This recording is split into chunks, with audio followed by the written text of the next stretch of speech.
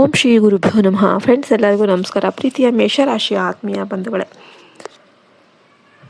ಎದುರಿಸುವುದು ನಿಮ್ಮ ಅಚಲವಾದ ಧೈರ್ಯ, ಅಸಾಧಾರಣವಾದ ಉತ್ಸಾಹ ಮತ್ತು ಮುಂದುವರಿಯುವ ತುಡಿತ ಇಂದು ನಿಮ್ಮನ್ನು ರಕ್ಷಣೆ ಮಾಡುತ್ತೆ. ಇದು ಬೆಳಗಿನ ಜಾವದಿಂದಲೇ ನಿಮ್ಮಲ್ಲಿ ಒಂದು ರೀತಿಯ ಚಟುವಟಿಕೆ ಕಿಡಿ ಹೊತ್ತಿಕೊಳ್ಳುತ್ತೆ. ಸಾಮಾನ್ಯವಾಗಿ ನೀವು ವೇಗವಾಗಿ ನಿರ್ಧಾರ ತೆಗೆದುಕೊಳ್ಳುವವರೇ, ಆದರೆ ಇಂದು ಆ ವೇಗಕ್ಕೆ ದಿಕ್ಕು ದೆಸೆ ಸಿಗುತ್ತೆ. ಯಾವುದೇ ಗೊಂದಲ ಇಲ್ಲದೆ ನೀವು ಮುಂದೆ ಇಡುವ ಹೆಜ್ಜೆ ನಿಮ್ಮ ಸುತ್ತಲಿನವರಿಗೂ ಕೂಡ ಪ್ರೇರಣೆ ಆಗುತ್ತೆ. ಕುಟುಂಬದ ವಿಷಯಕ್ಕೆ ಬಂದರೆ ಇಂದು ನಿಮ್ಮ ಮನೆಯಲ್ಲಿ ಒಂದು ರೀತಿಯ ಉಷ್ಣತೆ ಮತ್ತು ಒಗ್ಗಟ್ಟು ಕಾಣುತ್ತೆ. ತಾಯಿಯ ಆಶೀರ್ವಾದ, ಸಹೋದರ ಸಹಕಾರ, ಜೀವನ ಸಂಗಾತಿಯ ಪ್ರೀತಿ ಇವೆಲ್ಲವೂ ಕೂಡ ನಿಮಗೆ ಶಕ್ತಿಯ ಮೂಲವಾಗುತ್ತೆ. ನೀವು ಹೊರಗಿನ ಜಗತ್ತಿನಲ್ಲಿ ಹೋರಾಡೋದಕ್ಕೆ ಹೋಗುವಾಗ ಮನೆಯೇ ನಿಮ್ಮ ಕೋಟೆ ಎಂಬಂತೆ ಭಾಸವಾಗುತ್ತೆ. ಮಕ್ಕಳಿಂದ ಸಂತೋಷದ ಸುದ್ದಿ ಬರಬಹುದು. ಹಿರಿಯರ ಆಶೀರ್ವಾದದಿಂದ ನಿಮ್ಮ ಮನಸ್ಸು ಹಗುರವಾಗುತ್ತೆ. ಆದರೆ ಇಂದು ನಿಮ್ಮ ಸ್ವಭಾವದಲ್ಲಿರುವ ಆತುರವನ್ನು ಸ್ವಲ್ಪ ನಿಯಂತ್ರಣ ಮಾಡಿಕೊಳ್ಬೇಕು. ಯಾಕೆಂದರೆ ಒಂದೇ ಸಮಯದಲ್ಲಿ ಅನೇಕ ಕೆಲಸಗಳಿಗೆ ಕೈ ಹಾಕಿದರೆ ಶಕ್ತಿ ಹರಿದು ಹೋಗುವ ಸಾಧ್ಯತೆ ಇದೆ. ಆದ್ದರಿಂದ ಪ್ರಾಮುಖ್ಯತೆಯ ಕ್ರಮದಲ್ಲಿ ಕೆಲಸ ಮಾಡಿ. ಮೊದಲು ಯಾವುದು ಅತ್ಯವಶ್ಯಕವೋ ಅದಕ್ಕೆ ಆದ್ಯತೆ ಕೊಡಿ, ಉಳಿದದೆಲ್ಲ ಕೂಡ ನಾಳೆಗೆ ಬಿಡಿ. ನಿಮ್ಮ ಮನಸ್ಸಿನಲ್ಲಿ ಇಂದು ಒಂದು ರೀತಿಯ ಅಗ್ನಿಜ್ವಾಲೆಯಂತೆ ಆಲೋಚನೆಗಳು ಎದ್ದು ಬೀಳುತ್ತೆ. ಏನನ್ನಾದರೂ ಸಾಧನೆ ಮಾಡಬೇಕು, ಏನನ್ನಾದರೂ ಹೊಸದನ್ನು ಸೃಷ್ಟಿ ಮಾಡಬೇಕು, ತನ್ನ ಚಾಪು ಒತ್ತಬೇಕು ಎಂಬ ಹಂಬಲ ಹೆಚ್ಚಾಗುತ್ತೆ. ಈ ಹಂಬಲ ಒಳ್ಳೆಯದೇ, ಆದರೆ ಅದನ್ನು ತಾಳ್ಮೆಯಿಂದ ಕಾರ್ಯರೂಪಕ್ಕೆ ತನ್ನಿ. ಆತುರದಲ್ಲಿ ತೆಗೆದುಕೊಂಡ ನಿರ್ಧಾರ ನಂತರ ಪಶ್ಚಾತ್ತಾಪ ತರಬಹುದು. ಯೋಚನೆ ಮಾಡಿ, ಪ್ಲ್ಯಾನ್ ಮಾಡಿ, ಆಮೇಲೆ ಕ್ರಿಯೆಗೆ ಇಳಿರಿ. ಆಗ ನಿಮ್ಮ ಯಶಸ್ಸು ಸ್ಥಿರವಾಗುತ್ತೆ. ಕಲ್ಪನೆ ಮಾಡಿಕೊಳ್ಳಿ, ಒಂದು ಪ್ರಕಾಶಮಾನವಾದ ಬೆಳಗು, ಸೂರ್ಯೋದಯದ ಮೊದಲ ಕಿರಣ ನಿಮ್ಮ ಮುಖದ ಮೇಲೆ ಬೀಳುತ್ತೆ. ನೀವು ಎಂದಿನಂತೆ ನಿಮ್ಮ ದಿನಚರಿಯಲ್ಲಿ ತೊಡಗಿರ್ತೀರಿ. ಇದ್ದಕ್ಕಿದ್ದಂತೆ ನಿಮ್ಮ ಫೋನಲ್ಲಿ ಒಂದು ಸಂದೇಶ ಬರುತ್ತೆ ಅಥವಾ ಒಂದು ಫೋನ್ ಕಾಲ್ ಬರುತ್ತೆ. ಆ ಕರೆಯ ಇನ್ನೊಂದು ತುದಿಯಲ್ಲಿ ನಿಮ್ಮ ಜೀವನವನ್ನೇ ಬದಲಾಯಿಸುವ ಸುದ್ದಿ ಇರುತ್ತೆ. ಅದು ಉದ್ಯೋಗದ ಆಫರ್ ಆಗಿರ್ಬೋದು, ಹಣಕಾಸಿನ ಲಾಭದ ಅವಕಾಶ ಆಗಿರಬಹುದು, ಅಥವಾ ಕಳೆದು ಹೋದ ಸಂಬಂಧ ಮತ್ತೆ ಜೋಡಣೆಯಾಗುವ ಸೂಚನೆ ಆಗಿರಬಹುದು. ನಿಮ್ಮ ಹೃದಯ ಬಡಿತ ಹೆಚ್ಚಾಗುತ್ತೆ. ಸಂತೋಷದಿಂದ ನಿಮ್ಮ ಕಣ್ಣು ತುಂಬಿ ಬರುತ್ತೆ. ಆದರೆ ಆ ಕ್ಷಣದಲ್ಲಿ ಬ್ರಹ್ಮಾಂಡ ನಿಮಗೆ ಒಂದು ಪರೀಕ್ಷೆ ಇಡುತ್ತೆ. ಆ ಸುದ್ದಿಯನ್ನು ಯಾರಿಗಾದರೂ ಹೇಳುವ ತುಡಿತ ಮಾತ್ರ ನೆನ್ಪಿಡಿ. ಈ ಸಂದೇಶ ಕೇವಲ ನಿಮಗಾಗಿ ಮೀಸಲಾಗಿದೆ. ನೀವು ಮೌನವಾಗಿದ್ದರೆ, ಯಾರಿಗೂ ಕೂಡ ಹೇಳದೆ ನಿಮ್ಮೊಳಗೆ ಇಟ್ಕೊಂಡ್ರೆ ಮಾತ್ರ ಅದರ ಶಕ್ತಿ ಪೂರ್ಣವಾಗಿ ಕಾರ್ಯರೂಪಕ್ಕೆ ಬರುತ್ತೆ. ನೀವು ತಕ್ಷಣ ಬಡಬಡನೆ ಹೇಳಿದರೆ ಆ ಅವಕಾಶ ಕೈತಪ್ಪಬಹುದು. ಫೋನ್ ಕಟ್ ಆಗ್ಬೋದು, ನೆಟ್ವರ್ಕ್ ಹೋದಂತೆ ಆಗಬಹುದು. ಇದು ತಾಂತ್ರಿಕ ದೋಷವಲ್ಲ, ಇದು ನಿಮ್ಮ ವಿಧಿಯೇ ನೀಡಿರುವ ಒಂದು ಸಂಕೇತ. ಮೌನವೇ ಇಂದಿನ ನಿಮ್ಮ ಅಸ್ತ್ರವಾಗಿರುತ್ತೆ. ಜೀವನದಲ್ಲಿ ನೆಮ್ಮದಿ ಬೇಕಾದರೆ 2 ಸೂತ್ರಗಳನ್ನು ಪಾಲಿಸಿ. ಮೊದಲನೇದು, ಇತರರ ತಪ್ಪುಗಳನ್ನು ಹುಡುಕುವ ಬದಲು ನಿಮ್ಮೊಳಗೆ ನೋಡಿ. ಜಗತ್ತನ್ನು ಬದಲಾಯಿಸೋದಕ್ಕೆ ಹೊರಟ್ರೆ ಸುಸ್ತಾಗಿರ್ತೀರಿ. ನಿಮ್ಮನ್ನು ನೀವು ಬದಲಾಯಿಸಿಕೊಂಡ್ರೆ ಜಗತ್ತು ನಿಮ್ಮ ಜೊತೆ ಬದಲಾಗುತ್ತೆ. ಇದನ್ನು ಅರ್ಥ ಮಾಡ್ಕೊಳ್ಳೋದಕ್ಕೆ ಒಂದು ಉದಾಹರಣೆ. ಇಡೀ ಭೂಮಿಯ ಮೇಲೆ ರೇಷ್ಮೆ ಹಾಸಿ ನಡೆಯೋದಕ್ಕೆ ಸಾಧ್ಯನೇ ಇಲ್ಲ, ಆದರೆ ನಿಮ್ಮ ಕಾಲಿಗೆ ಚಪ್ಪಲಿ ಹಾಕಿಕೊಂಡ್ರೆ ಯಾವುದೇ ದಾರಿಯಲ್ಲಾದರೂ ಕೂಡ ನಡಿಬಹುದು. ಹಾಗೆಯೇ ಜೀವನದ ಕಷ್ಟಗಳಿಗೆ ಜಗತ್ತನ್ನು ದೂರೋದಕ್ಕಿಂತ ನಿಮ್ಮ ಮನಸ್ಸಿಗೆ ತಾಳ್ಮೆಯ ಕವಚ ತೊಡಿಸಿಕೊಳ್ಳಿ. 2ನೆಯ ಸೂತ್ರ, ಅಹಂಕಾರ ಮತ್ತು ಸಂಸ್ಕಾರದ ನಡುವಿನ ವ್ಯತ್ಯಾಸ ಅರ್ಥ ಮಾಡ್ಕೊಳ್ಳಿ. ಅಹಂಕಾರ ಅಂದರೆ ಇತರರನ್ನು ತುಳಿದು ತಾನು ಎತ್ತರಕ್ಕೆ ಹೋಗಬೇಕು ಎನ್ನುವ ಭಾವ. ಸಂಸ್ಕಾರ ಅಂದರೆ ತಾನು ತಗ್ಗಿ ಇತರರನ್ನು ಎತ್ತಿ ಹಿಡಿದು ಸಂತೋಷ ಪಡುವ ಭಾವ. ಅಹಂಕಾರ ತಾತ್ಕಾಲಿಕ ಆನಂದ ಕೊಡಬಹುದು, ಆದರೆ ಸಂಸ್ಕಾರ ಶಾಶ್ವತ ಗೌರವ ತಂದುಕೊಡುತ್ತೆ. ಇಂದು ನೀವು ಸಂಸ್ಕಾರದ ಹಾದಿ ಹಿಡಿದರೆ ಜನ ನಿಮ್ಮನ್ನು ತಲೆಯ ಮೇಲೆ ಇಟ್ಟುಕೊಳ್ಳುತ್ತಾರೆ. ಆಧ್ಯಾತ್ಮಿಕ ದೃಷ್ಟಿಯಿಂದ ಇಂದು ನಿಮ್ಮ ಅತಿ ದೊಡ್ಡ ಶತ್ರು ನೀವೇ. ನಿಮ್ಮನ್ನು ದುರ್ಬಲ ಅಂತ ಭಾವಿಸಿಕೊಳ್ಳೋದು ನಿಮ್ಮಲ್ಲಿ ಅಪಾರ ಶಕ್ತಿ ಇದೆ. ನೀವು ಅಗ್ನಿ ತತ್ವದ ರಾಶಿ. ನಿಮ್ಮೊಳಗೆ ಮುನ್ನಡೆಯುವ ಶಕ್ತಿ, ಹೊಸದನ್ನು ಆರಂಭಿಸುವ ಶಕ್ತಿ, ಇತರರಿಗೆ ದಾರಿ ತೋರಿಸುವ ಶಕ್ತಿ ಇದೆ. ಅದನ್ನು ಜಾಗೃತಗೊಳಿಸಿ. ಇಂದು ನಿಮ್ಮ ದಿನದ ಉದ್ದೇಶವೇ ನಿಮ್ಮ ಆಂತರಿಕ ಶಕ್ತಿಯನ್ನು ಎಚ್ಚರಗೊಳಿಸುವುದು.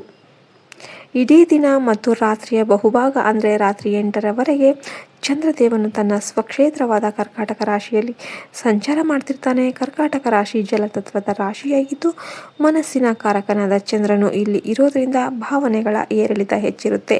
ಮನಸ್ಸು ಸೂಕ್ಷ್ಮವಾಗಿರುತ್ತೆ. ಕುಟುಂಬದ ಬಗ್ಗೆ ಚಿಂತೆ ಹೆಚ್ಚಾಗುತ್ತೆ. ಆದರೆ ತದನಂತರ ಚಂದ್ರನು ಸಿಂಹರಾಶಿಗೆ ಪ್ರವೇಶ ಮಾಡ್ತಾನೆ. ಅಗ್ನಿತತ್ವದ ಸಿಂಹರಾಶಿಯಲ್ಲಿ ಚಂದ್ರ ಬಂದಾಗ ನಿಮ್ಮ ಮನಸ್ಸಿಗೆ ಧೈರ್ಯ ಬರುತ್ತೆ. ಭಾವನೆಗಳಿಗೆ ಬದಲಾಗಿ ಆತ್ಮವಿಶ್ವಾಸ ಮೇಲುಗೈ ಸಾಧಿಸುತ್ತೆ. ಜಗತ್ತಿಗೆ ಬೆಳಕು ನೀಡುವ ಸೂರ್ಯ ಸೂರ್ಯದೇವನು ಪ್ರಸ್ತುತ ವೃಷಭ ರಾಶಿಯಲ್ಲಿ ಸ್ಥಿರವಾಗಿದ್ದಾನೆ.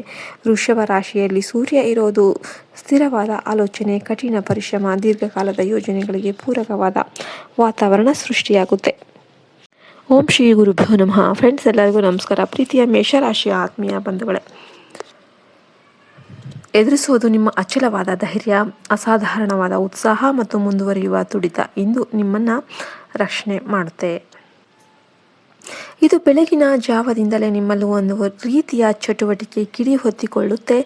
ಸಾಮಾನ್ಯವಾಗಿ ನೀವು ವೇಗವಾಗಿ ನಿರ್ಧಾರ ತೆಗೆದುಕೊಳ್ಳುವವರೇ, ಆದರೆ ಇಂದು ಆ ವೇಗಕ್ಕೆ ದಿಕ್ಕು ದೆಸೆ ಸಿಗುತ್ತೆ. ಯಾವುದೇ ಗೊಂದಲ ಇಲ್ಲದೆ ನೀವು ಮುಂದೆ ಇಡುವ ಹೆಜ್ಜೆ ನಿಮ್ಮ ಸುತ್ತಲಿನವರಿಗೂ ಕೂಡ ಪ್ರೇರಣೆ ಆಗುತ್ತೆ. ಕುಟುಂಬದ ವಿಷಯಕ್ಕೆ ಬಂದರೆ ಇಂದು ನಿಮ್ಮ ಮನೆಯಲ್ಲಿ ಒಂದು ರೀತಿಯ ಉಷ್ಣತೆ ಮತ್ತು ಒಗ್ಗಟ್ಟು ಕಾಣುತ್ತೆ. ತಾಯಿಯ ಆಶೀರ್ವಾದ, ಸಹೋದರ ಸಹಕಾರ, ಜೀವನ ಸಂಗಾತಿಯ ಪ್ರೀತಿ ಇವೆಲ್ಲವೂ ಕೂಡ ನಿಮಗೆ ಶಕ್ತಿಯ ಮೂಲವಾಗುತ್ತೆ. ನೀವು ಹೊರಗಿನ ಜಗತ್ತಿನಲ್ಲಿ ಹೋರಾಡೋದಕ್ಕೆ ಹೋಗುವಾಗ ಮನೆಯೇ ನಿಮ್ಮ ಕೋಟೆ ಎಂಬಂತೆ ಭಾಸವಾಗುತ್ತೆ. ಮಕ್ಕಳಿಂದ ಸಂತೋಷದ ಸುದ್ದಿ ಬರಬಹುದು. ಹಿರಿಯರ ಆಶೀರ್ವಾದದಿಂದ ನಿಮ್ಮ ಮನಸ್ಸು ಹಗುರವಾಗುತ್ತೆ. ಆದರೆ ಇಂದು ನಿಮ್ಮ ಸ್ವಭಾವದಲ್ಲಿರುವ ಆತುರವನ್ನು ಸ್ವಲ್ಪ ನಿಯಂತ್ರಣ ಮಾಡಿಕೊಳ್ಬೇಕು. ಯಾಕೆಂದರೆ ಒಂದೇ ಸಮಯದಲ್ಲಿ ಅನೇಕ ಕೆಲಸಗಳಿಗೆ ಕೈ ಹಾಕಿದರೆ ಶಕ್ತಿ ಹರಿದು ಹೋಗುವ ಸಾಧ್ಯತೆ ಇದೆ.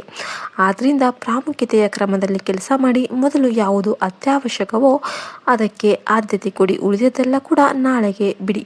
ನಿಮ್ಮ ಮನಸ್ಸಿನಲ್ಲಿ ಇಂದು ಒಂದು ರೀತಿಯ ಅಗ್ನಿಜ್ವಾಲೆಯಂತೆ ಆಲೋಚನೆಗಳು ಎದ್ದು ಬೀಳುತ್ತೆ. ಏನನ್ನಾದರೂ ಸಾಧನೆ ಮಾಡಬೇಕು, ಏನನ್ನಾದರೂ ಹೊಸದನ್ನು ಸೃಷ್ಟಿ ಮಾಡಬೇಕು, ತನ್ನ ಚಾಪು ಒತ್ತಬೇಕು ಎಂಬ ಹಂಬಲ ಹೆಚ್ಚಾಗುತ್ತೆ. ಈ ಹಂಬಲ ಒಳ್ಳೆಯದೇ, ಆದರೆ ಅದನ್ನು ತಾಳ್ಮೆಯಿಂದ ಕಾರ್ಯರೂಪಕ್ಕೆ ತನ್ನಿ.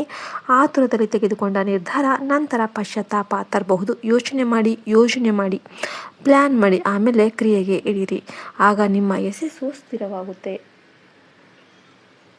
ಕಲ್ಪನೆ ಮಾಡಿಕೊಳ್ಳಿ, ಒಂದು ಪ್ರಕಾಶಮಾನವಾದ ಬೆಳಗು, ಸೂರ್ಯೋದಯದ ಮೊದಲ ಕಿರಣ ನಿಮ್ಮ ಮುಖದ ಮೇಲೆ ಬೀಳುತ್ತೆ. ನೀವು ಎಂದಿನಂತೆ ನಿಮ್ಮ ದಿನಚರಿಯಲ್ಲಿ ತೊಡಗಿರ್ತೀರಿ. ಇದ್ದಕ್ಕಿದ್ದಂತೆ ನಿಮ್ಮ ಫೋನಲ್ಲಿ ಒಂದು ಸಂದೇಶ ಬರುತ್ತೆ ಅಥವಾ ಒಂದು ಫೋನ್ ಕಾಲ್ ಬರುತ್ತೆ. ಆ ಕರೆಯ ಇನ್ನೊಂದು ತುದಿಯಲ್ಲಿ ನಿಮ್ಮ ಜೀವನವನ್ನೇ ಬದಲಾಯಿಸುವ ಸುದ್ದಿ ಇರುತ್ತೆ. ಅದು ಉದ್ಯೋಗದ ಆಫರ್ ಆಗಿರ್ಬೋದು, ಹಣಕಾಸಿನ ಲಾಭದ ಅವಕಾಶ ಆಗಿರಬಹುದು, ಅಥವಾ ಕಳೆದು ಹೋದ ಸಂಬಂಧ ಮತ್ತೆ ಜೋಡಣೆಯಾಗುವ ಸೂಚನೆ ಆಗಿರಬಹುದು. ನಿಮ್ಮ ಹೃದಯ ಬಡಿತ ಹೆಚ್ಚಾಗುತ್ತೆ. ಸಂತೋಷದಿಂದ ನಿಮ್ಮ ಕಣ್ಣು ತುಂಬಿ ಬರುತ್ತೆ. ಆದರೆ ಆ ಕ್ಷಣದಲ್ಲಿ ಬ್ರಹ್ಮಾಂಡ ನಿಮಗೆ ಒಂದು ಪರೀಕ್ಷೆ ಇಡುತ್ತೆ. ಆ ಸುದ್ದಿಯನ್ನು ಯಾರಿಗಾದರೂ ಹೇಳುವ ತುಡಿತ ಮಾತ್ರ ನೆನ್ಬಿಡಿ. ಈ ಸಂದೇಶ ಕೇವಲ ನಿಮಗಾಗಿ ಮೀಸಲಾಗಿದೆ. ನೀವು ಮೌನವಾಗಿದ್ದರೆ, ಯಾರಿಗೂ ಕೂಡ ಹೇಳದೆ ನಿಮ್ಮೊಳಗೆ ಇಟ್ಕೊಂಡ್ರೆ ಮಾತ್ರ ಅದರ ಶಕ್ತಿ ಪೂರ್ಣವಾಗಿ ಕಾರ್ಯರೂಪಕ್ಕೆ ಬರುತ್ತೆ. ನೀವು ತಕ್ಷಣ ಬಡಬಡನೆ ಹೇಳಿದರೆ ಆ ಅವಕಾಶ ಕೈತಪ್ಪಬಹುದು, ಫೋನ್ ಕಟ್ ಆಗ್ಬೋದು, ನೆಟ್ವರ್ಕ್ ಹೋದಂತೆ ಆಗಬಹುದು. ಇದು ತಾಂತ್ರಿಕ ದೋಷವಲ್ಲ, ಇದು ನಿಮ್ಮ ವಿಧಿಯೇ ನೀಡಿರುವ ಒಂದು ಸಂಕೇತ. ಮೌನವೇ ಇಂದಿನ ನಿಮ್ಮ ಅಸ್ತ್ರವಾಗಿರುತ್ತೆ. ಜೀವನದಲ್ಲಿ ನೆಮ್ಮದಿ ಬೇಕಾದರೆ 2 ಸೂತ್ರಗಳನ್ನು ಪಾಲಿಸಿ. ಮೊದಲನೇದು, ಇತರರ ತಪ್ಪುಗಳನ್ನು ಹುಡುಕುವ ಬದಲು ನಿಮ್ಮೊಳಗೆ ನೋಡಿ. ಜಗತ್ತನ್ನು ಬದಲಾಯಿಸೋದಕ್ಕೆ ಹೊರಟ್ರೆ ಸುಸ್ತಾಗಿರ್ತೀರಿ. ನಿಮ್ಮನ್ನು ನೀವು ಬದಲಾಯಿಸಿಕೊಂಡ್ರೆ ಜಗತ್ತು ನಿಮ್ಮ ಜೊತೆ ಬದಲಾಗುತ್ತೆ. ಇದನ್ನು ಅರ್ಥ ಮಾಡ್ಕೊಳ್ಳೋದಕ್ಕೆ ಒಂದು ಉದಾಹರಣೆ. ಇಡೀ ಭೂಮಿಯ ಮೇಲೆ ರೇಷ್ಮೆ ಹಾಸಿ ನಡೆಯೋದಕ್ಕೆ ಸಾಧ್ಯನೇ ಇಲ್ಲ. ಆದರೆ ನಿಮ್ಮ ಕಾಲಿಗೆ ಚಪ್ಪಲಿ ಹಾಕಿಕೊಂಡ್ರೆ ಯಾವುದೇ ದಾರಿಯಲ್ಲಾದರೂ ಕೂಡ ನಡಿಬಹುದು. ಹಾಗೆಯೇ ಜೀವನದ ಕಷ್ಟಗಳಿಗೆ ಜಗತ್ತನ್ನು ದೂರೋದಕ್ಕಿಂತ ನಿಮ್ಮ ಮನಸ್ಸಿಗೆ ತಾಳ್ಮೆಯ ಕವಚ ತೊಡಿಸಿಕೊಳ್ಳಿ. 2ನೆಯ ಸೂತ್ರ, ಅಹಂಕಾರ ಮತ್ತು ಸಂಸ್ಕಾರದ ನಡುವಿನ ವ್ಯತ್ಯಾಸ ಅರ್ಥ ಮಾಡ್ಕೊಳ್ಳಿ. ಅಹಂಕಾರ ಅಂದರೆ ಇತರರನ್ನು ತುಳಿದು ತಾನು ಎತ್ತರಕ್ಕೆ ಹೋಗಬೇಕು ಎನ್ನುವ ಭಾವ. ಸಂಸ್ಕಾರ ಅಂದರೆ ತಾನು ತಗ್ಗಿ ಇತರರನ್ನು ಎತ್ತಿ ಹಿಡಿದು ಸಂತೋಷ ಪಡುವ ಭಾವ. ಅಹಂಕಾರ ತಾತ್ಕಾಲಿಕ ಆನಂದ ಕೊಡಬಹುದು, ಆದರೆ ಸಂಸ್ಕಾರ ಶಾಶ್ವತ ಗೌರವ ತಂದುಕೊಡುತ್ತೆ. ಇಂದು ನೀವು ಸಂಸ್ಕಾರದ ಹಾದಿ ಹಿಡಿದರೆ ಜನ ನಿಮ್ಮನ್ನು ತಲೆಯ ಮೇಲೆ ಇಟ್ಟುಕೊಳ್ಳುತ್ತಾರೆ. ಆಧ್ಯಾತ್ಮಿಕ ದೃಷ್ಟಿಯಿಂದ ಇಂದು ನಿಮ್ಮ ಅತಿ ದೊಡ್ಡ ಶತ್ರು ನೀವೇ. ನಿಮ್ಮನ್ನು ದುರ್ಬಲ ಅಂತ ಭಾವಿಸಿಕೊಳ್ಳೋದು ನಿಮ್ಮಲ್ಲಿ ಅಪಾರ ಶಕ್ತಿ ಇದೆ. ನೀವು ಅಗ್ನಿ ತತ್ವದ ರಾಶಿ. ನಿಮ್ಮೊಳಗೆ ಮುನ್ನಡೆಯುವ ಶಕ್ತಿ, ಹೊಸದನ್ನು ಆರಂಭಿಸುವ ಶಕ್ತಿ, ಇತರರಿಗೆ ದಾರಿ ತೋರಿಸುವ ಶಕ್ತಿ ಇದೆ. ಅದನ್ನು ಜಾಗೃತಗೊಳಿಸಿ. ಇಂದು ನಿಮ್ಮ ದಿನದ ಉದ್ದೇಶವೇ ನಿಮ್ಮ ಆಂತರಿಕ ಶಕ್ತಿಯನ್ನು ಎಚ್ಚರಗೊಳಿಸುವುದು. ಇಡೀ ದಿನ ಮತ್ತು ರಾತ್ರಿಯ ಬಹುಭಾಗ ಅಂದರೆ ರಾತ್ರಿ 8ರವರೆಗೆ ಚಂದ್ರದೇವನು ತನ್ನ ಸ್ವಕ್ಷೇತ್ರವಾದ ಕರ್ಕಾಟಕ ರಾಶಿಯಲ್ಲಿ ಸಂಚಾರ ಮಾಡ್ತಿರ್ತಾನೆ. ಕರ್ಕಾಟಕ ರಾಶಿ ಜಲತತ್ವದ ರಾಶಿಯಾಗಿದ್ದು ಮನಸ್ಸಿನ ಕಾರಕನಾದ ಚಂದ್ರನು ಇಲ್ಲಿ ಇರೋದ್ರಿಂದ ಭಾವನೆಗಳ ಏರಿಳಿತ ಹೆಚ್ಚಿರುತ್ತೆ. ಮನಸ್ಸು ಸೂಕ್ಷ್ಮವಾಗಿರುತ್ತೆ. ಕುಟುಂಬದ ಬಗ್ಗೆ ಚಿಂತೆ ಹೆಚ್ಚಾಗುತ್ತೆ. ಆದರೆ ತದನಂತರ ಚಂದ್ರನು ಸಿಂಹರಾಶಿಗೆ ಪ್ರವೇಶ ಮಾಡ್ತಾನೆ. ಅಗ್ನಿತತ್ವದ ಸಿಂಹರಾಶಿಯಲ್ಲಿ ಚಂದ್ರ ಬಂದಾಗ ನಿಮ್ಮ ಮನಸ್ಸಿಗೆ ಧೈರ್ಯ ಬರುತ್ತೆ. ಭಾವನೆಗಳಿಗೆ ಬದಲಾಗಿ ಆತ್ಮವಿಶ್ವಾಸ ಮೇಲುಗೈ ಸಾಧಿಸುತ್ತೆ. ಜಗತ್ತಿಗೆ ಬೆಳಕು ನೀಡುವ ಸೂರ್ಯದೇವನು ಪ್ರಸ್ತುತ ವೃಷಭ ರಾಶಿಯಲ್ಲಿ ಸ್ಥಿರವಾಗಿದ್ದಾನೆ. ವೃಷಭ ರಾಶಿಯಲ್ಲಿ ಸೂರ್ಯ ಇರೋದು ಸ್ಥಿರವಾದ ಆಲೋಚನೆ, ಕಠಿಣ ಪರಿಶ್ರಮ, ದೀರ್ಘಕಾಲದ ಯೋಜನೆಗಳಿಗೆ ಪೂರಕವಾದ ವಾತಾವರಣ ಸೃಷ್ಟಿಯಾಗುತ್ತೆ.